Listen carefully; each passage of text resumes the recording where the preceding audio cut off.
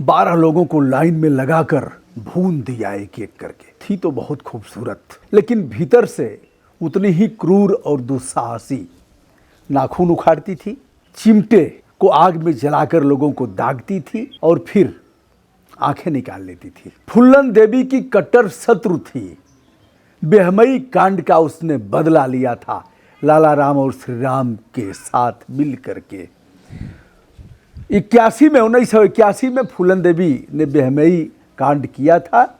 उसके बाद 1984 में एक बड़ा कांड हुआ था, अस्ता कांड, जिसमें 12 लोगों को एक लाइन में खड़ा करा करके भून दिया था कुसुमा नाइन ने।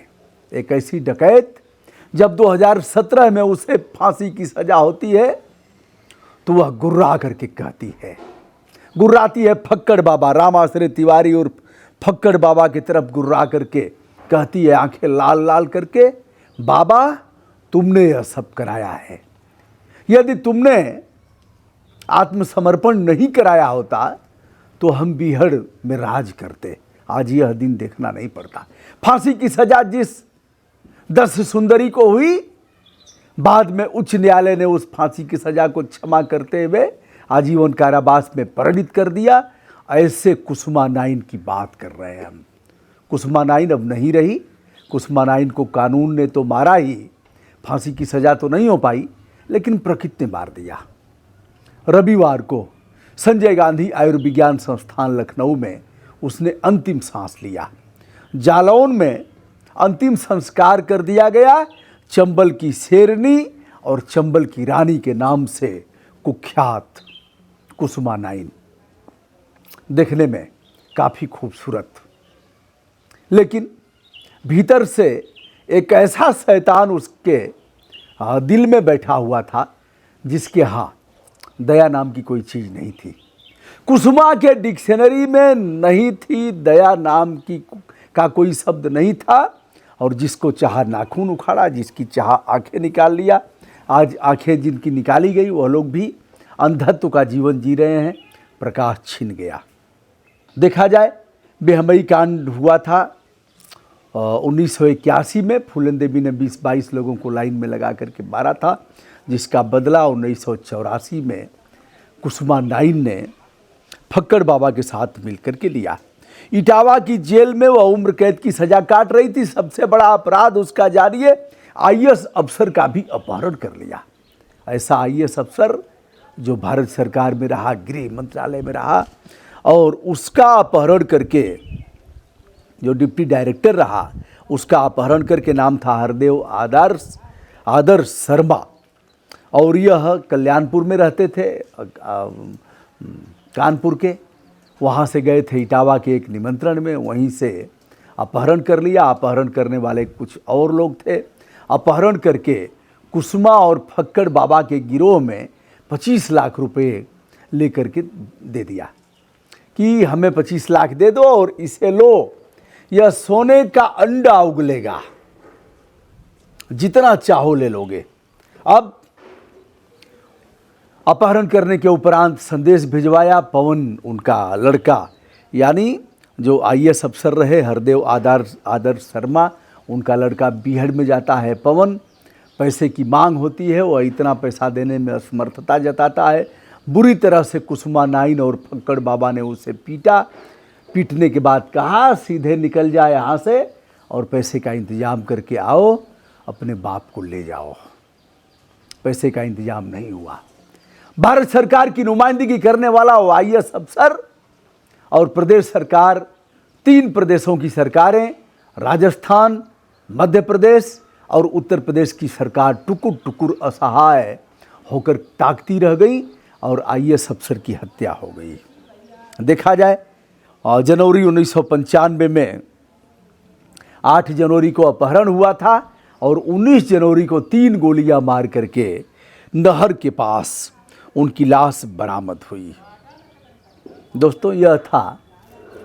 कई डकैतों से मैं मिला भी हूँ, बागियों से। अभी मलखान सिंह का वीडियो मैं डालूंगा, उनका वीडियो किया हूँ। मलखान सिंह एक ऐसे बागी जहाँ उनके इलाके में कोई सेक्सुअल हैरेसमेंट नहीं होता था, लड़कियों के साथ कोई मजाक भी नहीं करता था। ऐसे लूटटाक लोग नहीं करते थे कि मलखान जिंदा नहीं छोड़ेगा। पुलिस का भय नहीं था, लेकिन मलखान का भय था।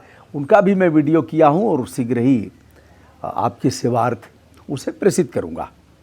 तो हत्या, लूट, अपहरण, राहजनी, छिनैती, फिरौती, आंखें निकालना, लोहा गर्म करके शरीर के तमाम हिस्सों पर डालना, 200 से अधिक गंभीर ऐसे आरोपों में जो वांछित थे, यह आत्मसमर्पण होता है 2004 में।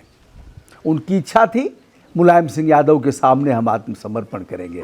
यूपी में आत्मसमर्पण नहीं हो पाया, तो मध्य प्रदेश के दामोह, भिंड जिले में यह आत्मसमर्पण होता है, जहां अमेरिकी हथियार, राइफल और ऑटोमेटिक कार्बाइन गन यह सब लेकर के यह डकैत आत्मसमर्पण करते हैं।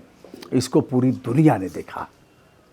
बागी का जीवन, जब लाला राम और श्री राम के साथ उसने इस घटना को अंजाम दिया अस्ता में, औरैया में, तो हिल गई थी मानवता। 12 को तो लाइन में खड़ा करा करके मारा और गांव को फूंक दिया। यह सारे मल्लाहों के गांव थे, चूँकि फूलन देवी भी मल्लाह बिरादरी से बिलोंग करती थी। लाला राम श्री राम ठाकुर बिरादरी से थे। कुसुमा नाइन ने जब इनको फूंका, इन मल्लाह लोगों को, 12 लोगों को लाइन में लगा करके मार दिया, गोली मार दिया और गांव को जलाया। उसमें एक 5 वर्ष का बच्चा, एक महिला, और कुल मिलाकर के 15 मौतें एक साथ होती हैं और सभी के पोस्टमार्टम एक साथ होते हैं। यह पुलिस के लिए सबसे बड़ा कलंक था। मानवता कराही थी उस समय, और इस 10 सुंदरी के शब्दकोश में किसी प्रकार की कोई दया नहीं थी। फांसी की सजा हो गई। यह दुर्लभतम और जघन्यतम अपराध की श्रेणी में आता है दोस्तों।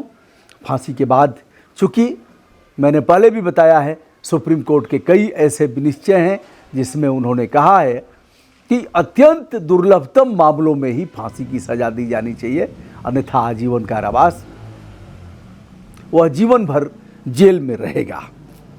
तो दोस्तों, यह रहा उसकी कहानी। टीबी से तड़प तड़प करके मर गई, इटावा जेल में थी और इटावा जेल से फिर स्थानीय स्तर पर मेडिकल कॉलेज में इलाज हुआ।